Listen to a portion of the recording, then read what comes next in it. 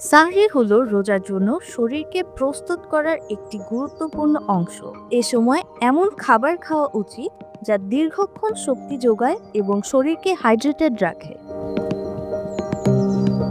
সাহরিতে উচ্চ protein, fibre এবং ধীরে হজম হয় এমন কার্বোহাইড্রেট যুক্ত খাবার সবচেয়ে উপকারী, যেমন ডাল, ওটস, লাল চালের ভাত এবং গমের রুটি।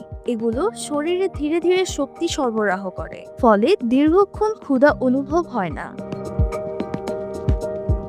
প্রোটিন সমৃদ্ধ খাবারের মধ্যে ডিম, দই, দুধ, মাছ ও মুরগির মাংস উপকারী। এগুলো পেশির শক্তি ধরে রাখতে সাহায্য করে এবং দীর্ঘ সময় পেট ভরিয়ে রাখে। ফল ও সবজির মধ্যে শসা, টমেটো, গাজর, শাকপাতা এবং তরমুজ, কমলা ও আপেল গুরুত্বপূর্ণ। এগুলো দেহে পানির ঘাটতি পূরণ করে এবং হজম প্রক্রিয়া ঠিক রাখে।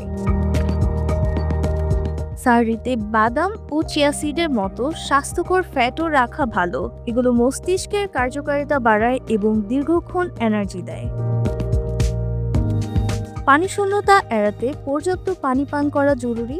দুধ, লাচ্ছি ও ডাবের পানি উপকারী হতে পারে, তবে ক্যাফেইনযুক্ত চা ও কফি পরিহার করা উচিত, কারণ এগুলো শরীর থেকে পানি বের করে দেয়। অতিরিক্ত তৈলাক্ত ও ভাজাপোড়া খাবার এড়িয়ে চলাই ভালো, কারণ এগুলো হজমের সমস্যা সৃষ্টি করতে পারে। সঠিক খাবার নির্বাচন করলে রোজা রাখা সহজ হয় এবং শরীর সুস্থ থাকে। তাই সাহরিতে পুষ্টিকর খাবার খাওয়ার অভ্যাস গড়ে তোলা জরুরি।